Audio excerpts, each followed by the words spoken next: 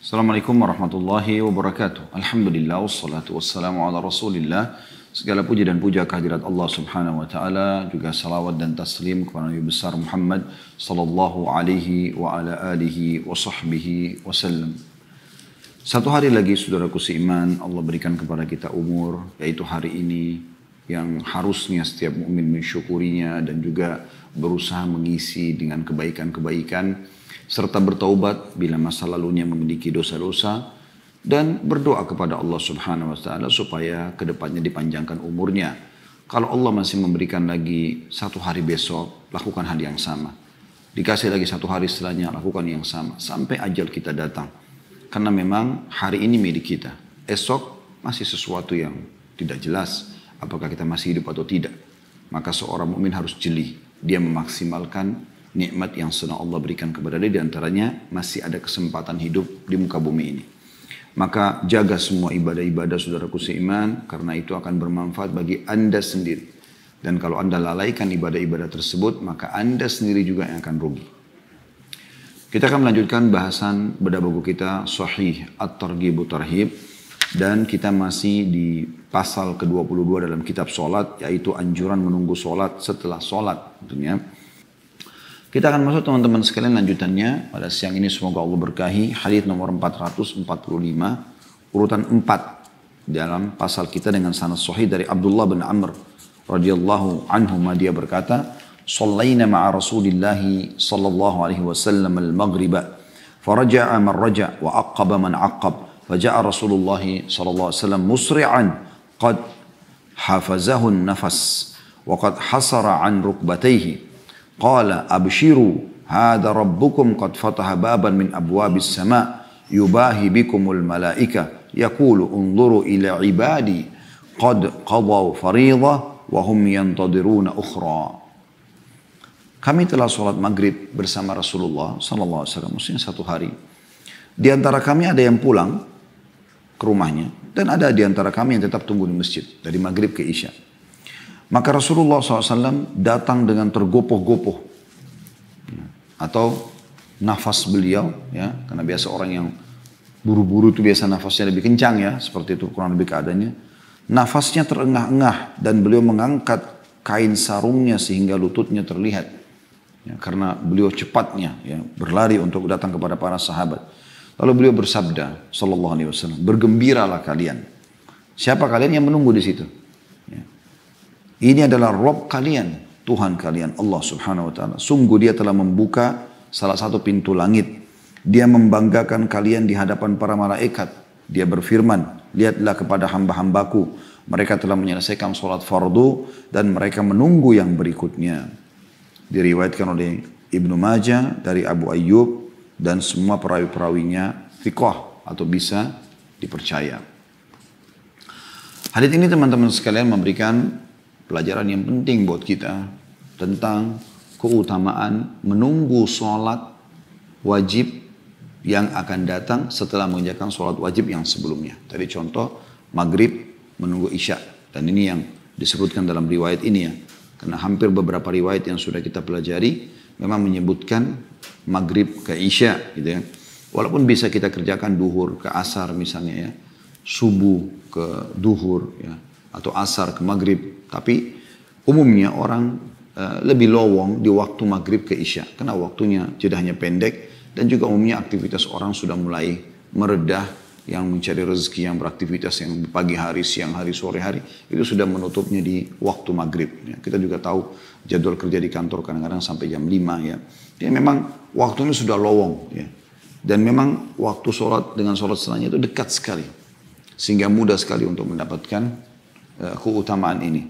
Jadi pelajaran pertama yang kita bisa ambil adalah keutamaan menunggu sholat wajib setelah mengerjakan sholat wajib sebelumnya. Tadi maghrib sudah dikerjakan, menunggu isya'nya. Ya. Nah di sini teman-teman sekalian, ini keutamaan tersendiri. Pelajaran yang kedua, keutamaan sholat maghrib dan isya di sini. Karena kejadian ini yang Nabi SAW sampaikan, bahwa dengan buru-buru beliau datang sampai terengah-engah nafas beliau sallallahu alaihi wasallam. Beliau sampai mengangkat kain sarungnya. Ya biasa orang kalau seperti ini yang mau cepat lari supaya tidak terhambat gitu kan. karena ingin segera menyampaikan berita gembira ini kepada para sahabat, lalu menyampaikan bahwasanya di saat ini, maksudnya di waktu seperti ini, artinya maghrib ke isya, ya, itu Allah membuka pintu langit, lalu membanggakan kalian sambil mengatakan kepada para malaikat bahwasanya lihatlah hamba-hambaku ini, mereka setelah mengerjakan kewajiban yang saya bebankan, maka mereka masih menunggu kewajiban yang setelahnya. Jadi ini keutamaan sendiri, karena terjadi di waktu maghrib dan isya. Kemudian yang ketiga, pelajaran yang bisa kita ambil, bagaimana perhatian Nabi SAW kepada umatnya. Bagaimana beliau tidak mau menunda penyampaian wahyu. Padahal beliau bisa saja menyampaikan di waktu nanti setelah pas salat isya misalnya, atau keesokan harinya. Tapi Nabi SAW sangat haris. Haris itu selalu ya, perhatian khusus. Agar syariat Allah Subhanahu Wa Taala segera sampai kepada umat ini dan mereka segera meraih rahmat Tuhannya. Di saat Nabi SAW menyampaikan itu, beliau mendapatkan informasi bahwasanya pintu langit lagi dibuka. Maka beliau segera menyampaikan kepada para sahabat. Bisa masuk dalam maknanya, ini Allah SWT sedang banggakan kalian. Kalau kalian pun mau bersyukur kepada Allah, mau berzikir, mau berdoa, ini kesempatan. Karena Allah sedang membanggakan kalian di depan para malaikatnya. Jadi ini perhatian Nabi SAW yang luar biasa. Pelajaran yang keempat dari hadis ini, teman-teman sekalian, adalah sifat kalamnya Allah. Allah Subhanahu Wa Taala berbicara. Ya, sebagaimana di sini dikatakan Allah berbicara kepada para malaikat, unzuru ila ibadi. Lihatlah kepada hamba-hambaku itu. Dan perintah kepada para malaikat seluruhnya untuk menyaksikan para sahabat yang menunggu isya selepas salat maghrib. Mereka tidak pulang hanya karena menunggu isya saja. Qad qadaw fariḍah. Mereka telah melakukan kewajiban yang aku bebankan, maksudnya maghrib, wahum yantadhiruna ukhra. Sementara mereka sibuk menunggu yang datang setelahnya, maksudnya salat isya. Ini adalah sifat kalam Allah SWT, dan kita tahu Al-Quran adalah kalamullah, perkataannya Allah. Dan Allah Subhanahu Wa Taala memiliki sifat kalam sesuai dengan kemahamuliaannya dan kemahasempurnaannya, tidak bisa disamakan dengan makhluknya dan tidak boleh ditakwilkan atau dialihkan maknanya atau interpretasi ke makna yang lain. Ini juga sebuah pelajaran tersendiri. Kemudian yang terakhir teman-teman sekalian adalah keutamaan beberapa orang sahabat, walaupun tidak disebutkan namanya di sini, tapi salah satunya adalah perawi hadis ini, yaitu Abdullah bin Amr radhiyallahu anhuma, karena beliau salah satu orang yang hadir di masjid pada saat itu. Ini keutamaan mereka, karena mereka lah yang disebutkan dalam hadis di mana Allah Subhanahu Wa Taala banggakan mereka di depan para malaikat. Bagi keutamaan mereka juga ada khusus gitu ya. Ini juga pelajaran yang bisa kita ambil dari hadis. Hadis selanjutnya teman-teman sekalian 446. Urutan 5 dalam pasal kita, di sebelahnya ada tulisan Hasan sanadnya dari Abu Umama radhiyallahu anhu bahwa Rasulullah sallallahu alaihi wasallam bersabda, "Wa salatun fi ithri shalah la lagwa bainahuma kitabun fi'liyin." Salat setelah salat tanpa ada perbuatan sia-sia di antara keduanya adalah catatan di Illiyin atau catatan di penghuni surga.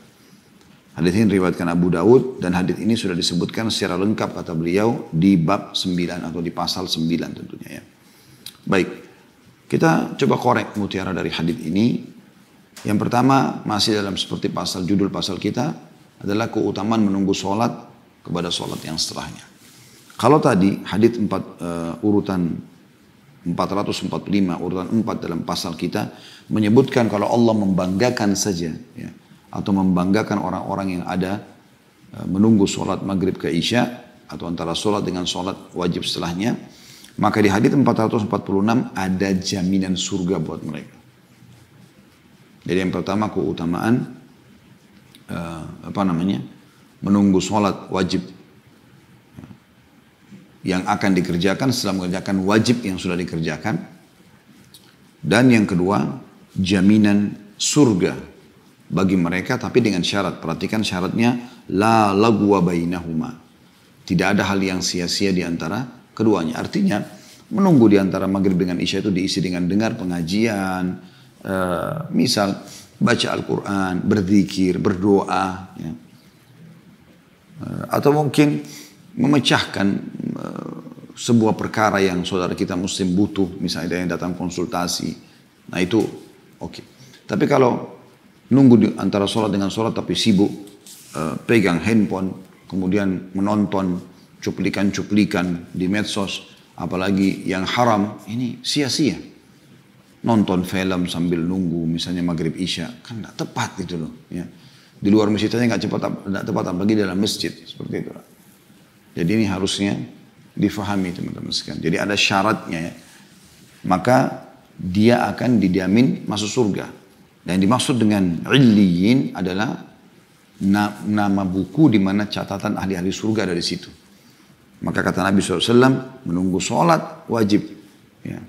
Yang akan dikerjakan setelah mengerjakan wajib sebelumnya, ya, isya ditunggu setelah mengerjakan maghrib, maka tidak ada hal sia-sia di antaranya, akan langsung dicatat di illiyin atau daftar buku nama-nama ahli surga.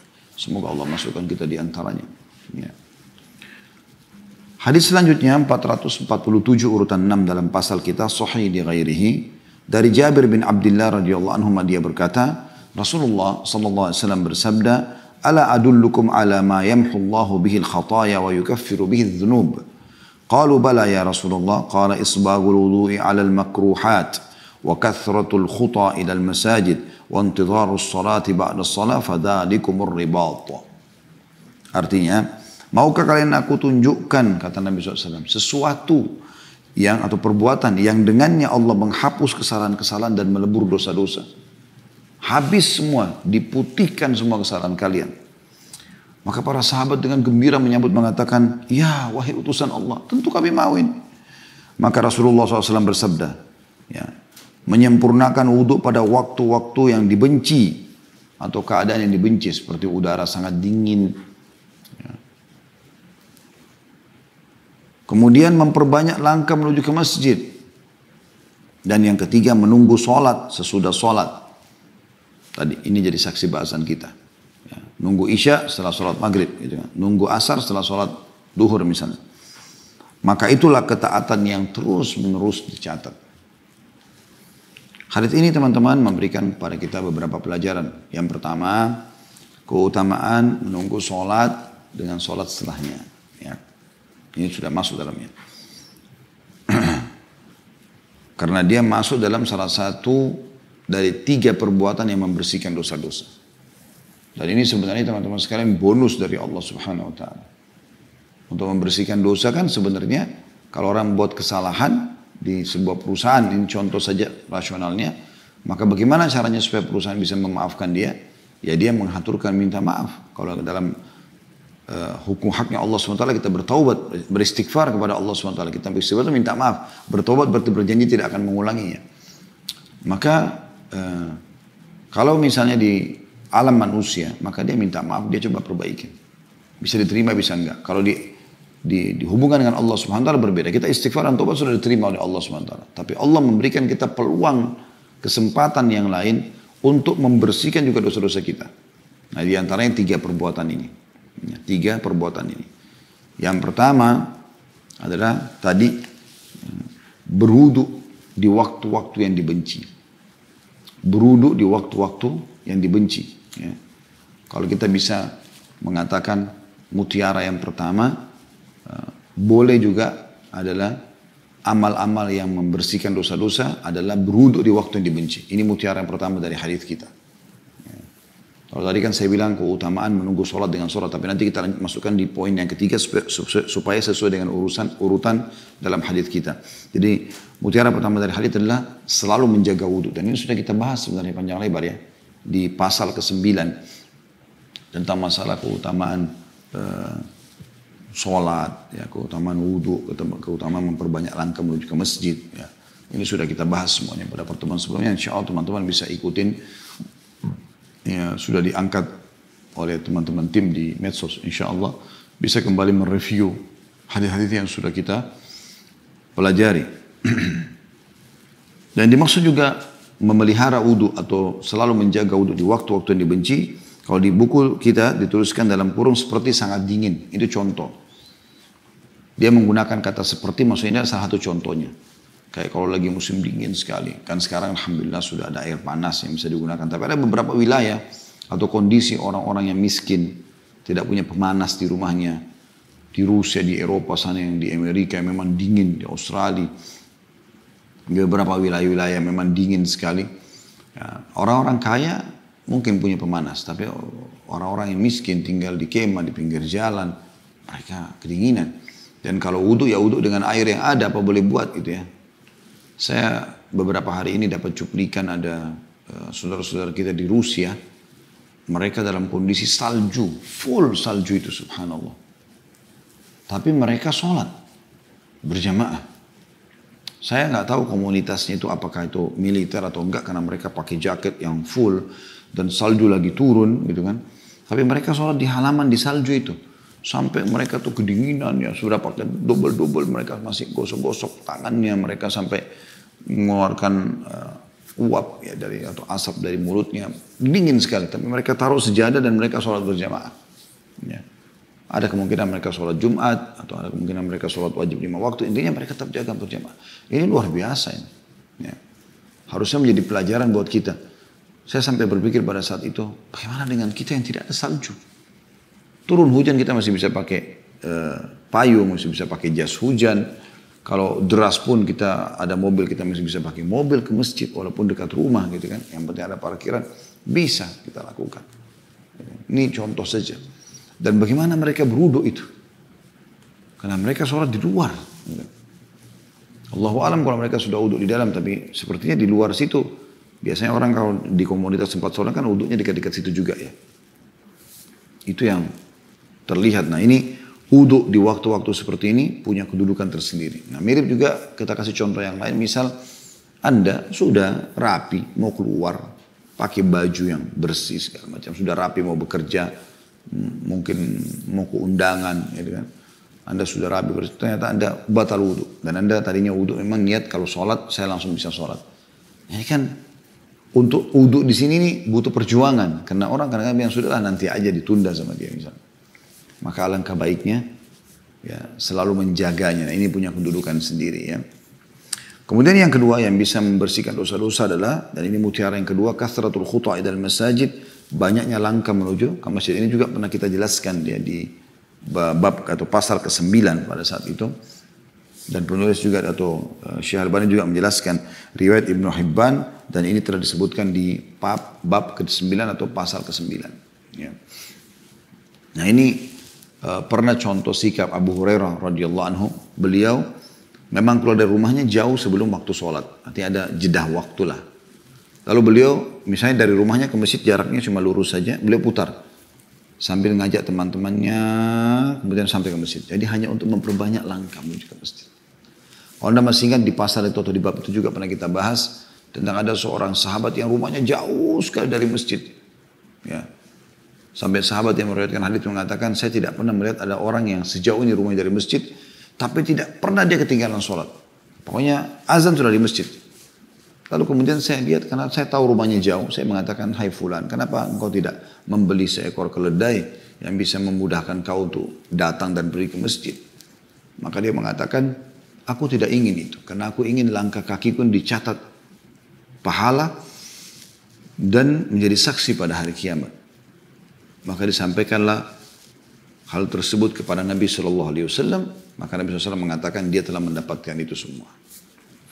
Kemudian yang ketiga ini saksi bahasan kita adalah menunggu sholat wajib setelah sholat wajib sebelumnya. Jadi seperti menunggu isya setelah mengerjakan maghrib tadi ya. Maka itu adalah ibadah yang terus menerus kata beliau SAW. Jadi kalau Anda wudu batal Anda wudu lagi, kan Anda terus dalam ibadah wudu itu kan. Begitu juga dengan memperbanyak langkah menuju ke masjid ya. Karena Anda selalu terikat kan. Jadi sholat subuh misalnya Anda mutar di masjid. Kan ada tuh. Duhur kan ada lagi nanti, asar ada lagi, maghrib ada lagi, isya ada lagi. Jadi seperti ibadah yang bisa terus menerus kita dapatkan pahalanya ya kan. Begitu juga dengan menunggu sholat dengan sholat setelahnya. Yang seperti sudah kita singgung tadi ya. Hadits nomor 448 urutan 7 dalam pasal kita ini sahih. Ini hanya sanad saja dan diriwayatkan oleh Malik, Muslim, At-Tirmidzi, An-Nasai dan dari Abu Hurairah, dan ia telah disebutkan di sana. Maksudnya hadits nomor urutan 448 mirip dengan 447. Selanjutnya teman-teman sekalian, hadis nomor 449 ya. Dan ini urutan 8 di dalam pasal kita, sahih dari Ali bin Abi Thalib radhiyallahu anhu bahwa Rasulullah SAW bersabda, isbagul wudu'i 'alal makarih wa i'malul aqdami ila al-masajid wa intidharus salati ba'da as-salah yaghsilul khataya ghasla. Menyempurnakan wudu pada keadaan yang dibenci seperti dingin. Ya, tadi sudah kita jelaskan. Seperti kondisi-kondisi tadi kita sudah rapi, kemudian kita harus ulangin wudu lagi misalnya. Kemudian mengayunkan kaki ke masjid, langkah-langkah menuju ke masjid, sudah kita jelaskan juga tadi. Dan menunggu sholat setelah sholat. Menunggu isya setelah sholat maghrib tadi. Semua itu mencuci bersih kesalahan-kesalahan.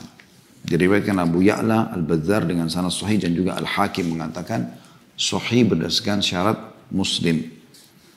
Dan ini dikatakan di bawah dalam kurung, ini telah disebutkan hadis ini dalam bab tahara atau kitab tahara bab 7. Ya. Ini sudah kita paparkan tentu dan sudah kita jelaskan tadi juga di hadis sebelumnya tentang syarahnya. Kita masuk setelahnya teman-teman sekalian. 450 urutan dari awal kita belajar urutan 9 dalam pasal kita ini, bab kita ini dengan sanad hasan dari Abu Hurairah radhiyallahu anhu bahwa Rasulullah sallallahu alaihi wasallam bersabda, "Muntadhirus salati ba'da shalah kafarisin ishtadda bihi farasuhu fi sabilillah ala qashhi." Ya, ala qashhi wa huwa fir ribatil akbar. Orang yang menunggu solat setelah solat adalah seperti penunggang kuda yang bertempur sengit di jalan Allah kepada musuhnya, sementara dia dalam kondisi siap siaga di medan pertempuran. Hadis ini diriwayatkan Ahmad dan juga At-Tabarani. Nah, ini tambahan keutamaan tentunya teman-teman sekalian. Dan yang kita bisa ambil dari hadis ini adalah satu mutiara keutamaan menunggu solat dengan solat di sini. Selain tadi ada jaminan dicatat sebagai orang yang ahli surga di Illiyin, juga disebutkan akan menjadi pembersihan dosa, ya sudah kita paparkan di hadis-hadis yang sebelumnya. Juga Allah Subhanahu wa taala membanggakan mereka di depan para malaikat, ya. Juga di hadis yang sebelumnya di awal bab kita atau pasal kita 22 ini bagaimana Nabi SAW menyatakan bahwasanya para malaikat mendoakan mereka ya selama mereka tidak pindah dari tempat sholatnya, ya, tunggu di situ tidak membatalkan wudunya, maka dia mendapatkan ini keutamaan yang luar biasa, semuanya keutamaan yang besar. Ditambah lagi kalau kita tambahkan sini berarti sudah keutamaan yang kelima tentang masalah dia dihitung seperti orang lagi jihad. Orang kalau lagi jihad teman-teman sekalian, setiap langkah kakinya, bahkan setiap hembusan nafasnya bisa menilai pahala di sisi Allah SWT. Ya. Kuda pun yang dia bawa itu bisa jadi nilai pahala di sisi Allah Subhanahu Wa Taala. Maka kalau ada mujahid menghadapi musuh, kemudian dia dengan sengitnya menyerang musuh sehingga dia bisa membunuh musuh ataupun dia terbunuh mati syahid, maka seperti itu kurang lebih orang yang duduk tenang saja di masjid maghrib ke isya, duduk sejam, baca Quran, zikrullah. Seperti itu saja. Sama dengan mujahid tadi. Ini keutamaan yang luar biasa. Ya. Di sini dikatakan, wahuwa fir ribatil akbar. Dia seperti orang yang sedang mengikat diri, bersiap siaga di medan perang. Ya. Yang habis serang sini, balik lagi atau strategi serang lagi sana, seperti itu. Terus non-stop. Itu antara sholat dengan sholat tadi.